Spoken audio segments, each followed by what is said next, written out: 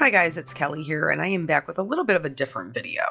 So this here is actually, this was my mom's Mother's Day card, and it is a sketch. So I drew this, and we're just going to take it from like kind of the sketch point, and then I'm going to show you how I line it. We're going to talk about some liners, and then some watercolor and some Copic. So it's a little bit of a mixed media, um, just because this is part of my life and it's something that people have asked me about. So we're just going to go over a couple little things. So this particular, and I apologize because I filmed this obviously a while ago. This is not Mother's Day now. This one is a liner pack from Sketchmarker, and I don't think they sell it anymore. But I do know that the Copic fine liners, which would work the same way, has kind of like a very similar pack. So they have several different lines that you can use to outline your images. So maybe you might want a thicker line for like the outside of your florals and a thinner line for like the detail work inside your florals. And you can just see as we go through them, the number gets bigger. We go from like a 0.05, which is the thinnest, to a 0.7, which is the thickest. So I am going to be using 2 here to line my work. Now, you may be asking, Kelly, what is your work? What are these flowers you've drawn? So since it was my mom's Mother's Day card, this is the birth month flowers for me and my sisters. So I've done it as kind of like a bouquet. Mine, since I'm August, is the gladiolus. My middle sister, Kimberly, is May. So hers is the lily of the valley. And then my oldest sister, Michelle, is December. So hers are either holly or narcissus. So daffodils are part of the narcissus family. So that is what I included here. I think that this is just kind of a really fun way that you can personalize something, whether it's, for Mother's Day or, maybe an anniversary card. You could do, the florals of, the anniversary of the month that you got married, or yours and your partner's florals together on a card. I think that would be really cool. So basically, this is on watercolor paper. I drew it on watercolor paper that is an A2 size. An A2 is 5.5 by 4.25. So I could put it together as a card for my mom, but then also if she wanted to like frame the piece and keep it because it is all of our birth flowers, that she would have the option to do that as well. So I didn't put a sentiment on it for that reason. Everything for the sentiment portion of the card will be included on the inside. So as far as the line weights go, you can kind of mix and match them. Some people very much enjoy a line, that is a little bit more sketchy, so a thinner line. If you guys have watched my card videos over the years, you know that I prefer like kind of a bolder black outline. But with something as delicate as some of these flowers are, like especially like the stamen for the gladiolus and the daffodils, like I did try to kind of go more middle of the road. So I chose a 0.2, which is still thicker. It's not going to be sketchy, but it is not going to be as wide or as bulky as the 0.7. And each of these are different. Like I said, if you pick up the multi-pack from the Copic multi-liners, then they're going to, they might have slightly different measurements. But that's like what you saw me do, where I just kind of like lined them all out and wrote next to them what they were. I then take that piece and I put it into the box with them. So anytime I'm going to be outlining something, I can pull that out and look at it to figure out which one is going to be the best for what I want to do. Same thing here with like these Lily of the Valley. The stems where the bell portion of the flower comes off are a bit thinner. So I don't want them to get muddy with a really thick line. But you can mix and match them however you would like, because I do like to add that detail portion to my florals. That's why I need the lighter line width, like the veins and the leaves, just some kind of movement lines, into the gladiolus and the daffodil. So yeah, so that's how I choose to do it. I don't think that there's necessarily a right or a wrong way to do it, but you do want to make sure that, like here with this one, I'm going to line it, and then I am going to bring in some watercolor with it, and then also some alcohol markers. So whichever ones you pick, you do want to make sure that whatever color medium you're choosing works with the pen that you chose to outline with. And the Copic multi-liners, I do believe, are also waterproof, just like these ones are here. Something to note, I did start to speed this up. I'm not that quick. I'm not that fast, y'all. But, I did want you to see kind of the whole process since I didn't film the sketch portion of it. I wanted you to be able to see the lining portion of it, in case you're, trying to create your own Mother's Day card like this, or anniversary card, or, whatever. Maybe you're just getting into kind of drawing your own illustrations, your own works of art. And, this is a very, very basic tutorial on how to do that. The other reason I like to add the detail lines into the flowers is because you can see here there's no detail lines. It looks very flat. It doesn't look very dimensional. So I do want to make sure that by adding those lines, I'm giving the element, whatever it is, the petal, the leaf, a little bit more movement. What you see me doing here is I felt like that area was a little bit bare, and I was trying to create balance in the piece. So I just drew in some extra leaves. Once this is done, and you do want to give your ink a minute to dry, you want to make sure you're not going over it while it's still wet. I'm going to go over it with, this is an art gum eraser, and it does kind of shed off a lot in pieces parts, but it's a really, really good eraser to get rid of those lines. So now once those are, like the pencil lines are removed, and you do want to remove the pencil lines before you do the watercolor or the Copics or alcohol markers, especially because with the alcohol markers, it'll trap it. So it'll trap that lead from your pencil, and you won't be able to erase it. With the watercolors, if you wanted to not do a black outline like I'm doing here, you wanted to just go with the sketch and do the watercolors and then maybe add the markers, you would use what is called like a kneading eraser, where you would, they're usually like gray and they're more pliable, and you would kind of like press it and roll it over the ink, and it would pick up the majority of it, so that there was just kind of a faint line for you to follow. But here, this is doing the fine line, and you can see I only went down just one. So this is a 0.1, which is thinner. And obviously, part of that is how much pressure you apply to your pen. But this helps to give some directionality to the you want just like that little bit of movement for me. Some people like them a little bit more open, and I think you do see that in stamps more often, where you don't necessarily have them totally detailed out like this.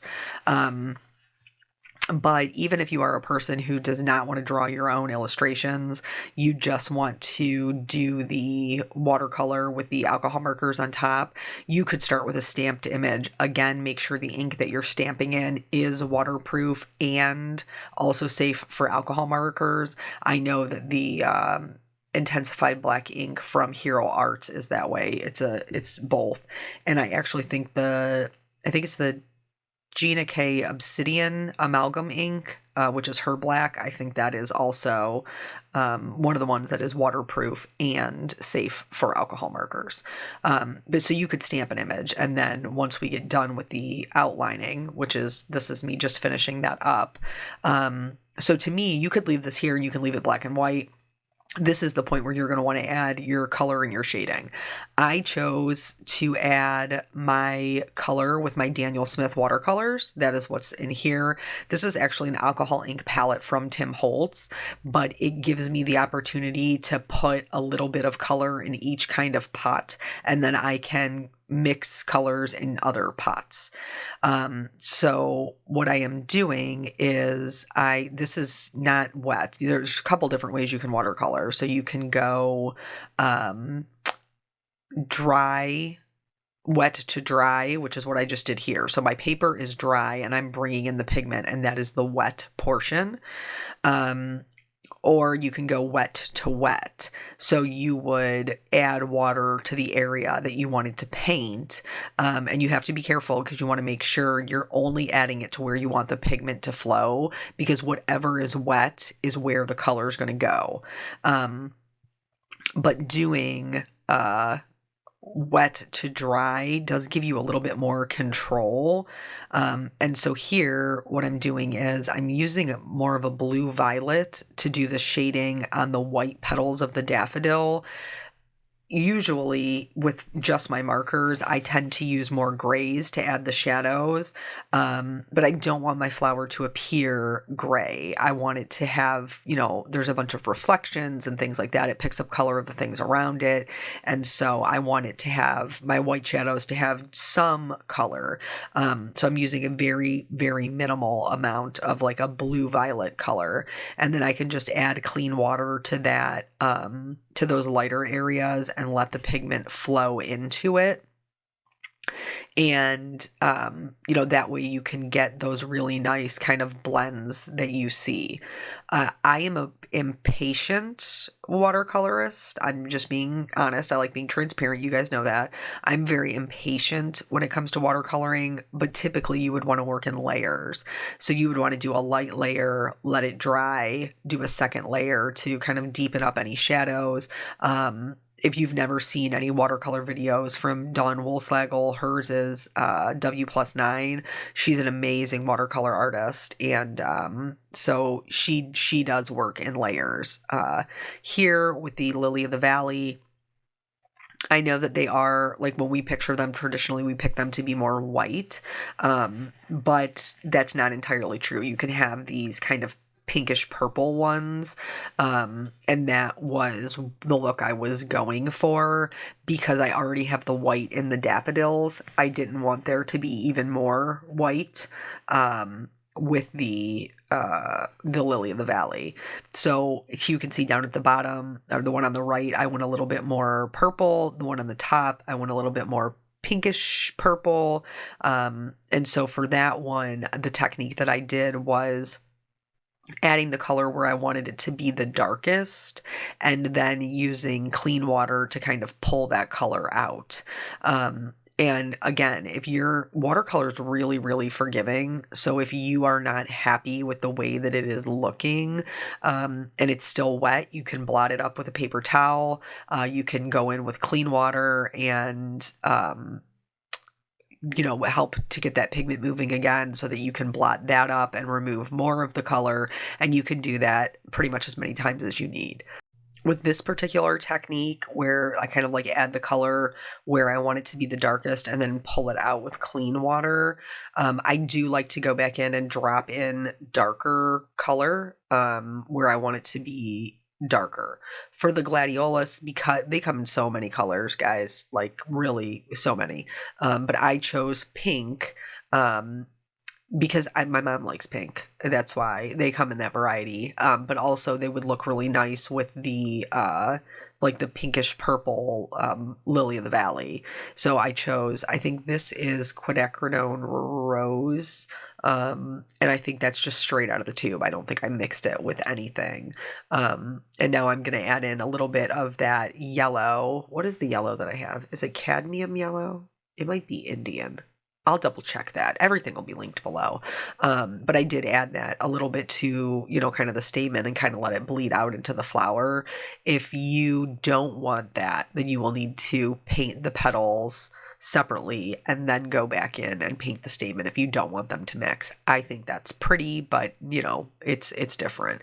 You also don't want to work into two areas next to each other that are wet because they will bleed into each other.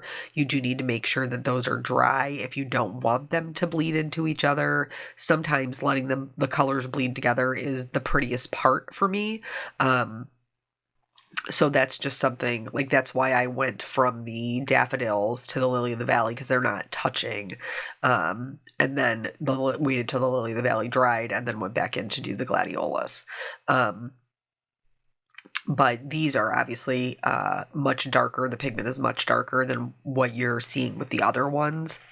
And now that they're dry, that's me kind of going back in with some darker color, and adding kind of like some detail work. Again, if you want them to mix a little bit more, you could go back in and add, just even with just a damp paintbrush and kind of move that pigment around. But what I'm doing down at the bottom here is kind of detailing out those lines that I previously added, so that there would be some shadows and some highlights. Not true highlights, because, I didn't leave any portion of it white, which you absolutely could, and that would be just a different way to do that. The other thing to note is with watercolor, the more water you use, the less control you have. So if you are a person who wants something super tight and really controlled, detailed watercolor, you may want to use a hot press and use less water. I use a cold press and I use middle of the road water. I do like for it to be a bit more controlled, but I like kind of a loose background. I like some of the spatters. Not everybody does. So, you just have to find your kind of your own style to put your piece together. But I do love, love, love watercolor as kind of like a underpainting, for adding bolder color with my alcohol markers. I like the combination of the two together because I do really like bold colors. Whereas like somebody like Dawn likes a more muted palette. And I will be honest with you, a more muted palette is definitely more realistic than maybe kind of the brighter, bolder colors that I use, but they make my heart happy. So I say, you go with whatever makes you happy. So now that the flowers are done and I'm going to work on some of the leaves, again, you want to make sure that you're waiting for those sections to dry, especially with like the daffodils. Because they're white, I want to make sure that petal is bone dry before I go in there with the green. You have the leaf next to it, because that green will bleed right into my white daffodil. And again, if you're into that, awesome. Super cool. Do your thing. Make it as, as loose and artistic and, as you want to. Or you can do it really tight and super realistic as well.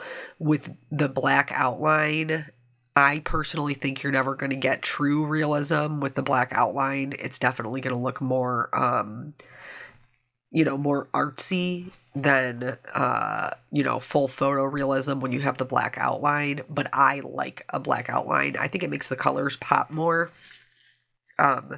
And you'll have to excuse me. I'm sure you can tell as I'm doing this voiceover, I sound a little stuffy. My allergies are getting me today. That just, that seems to be just how it rolls. And as we're like my little one, well, not my littlest one, my son, my peanut butter, he has allergies for all seasons. He has allergies spring, summer, fall. And so mine do tend to be a bit more in the fall. And while I hate to admit that summer is coming to an end, it is. And so we are, we're already into September, and heading into fall. So it is definitely time for me to be more consistent with taking my allergy meds, and I just have not been. So that's on me. So as far as the greens are concerned, you can see I'm adding a combination of yellow greens and more true greens. And the reason for that is because I think it makes it more interesting. Plus, I have a mix of flowers here, and their leaves are not all the same color.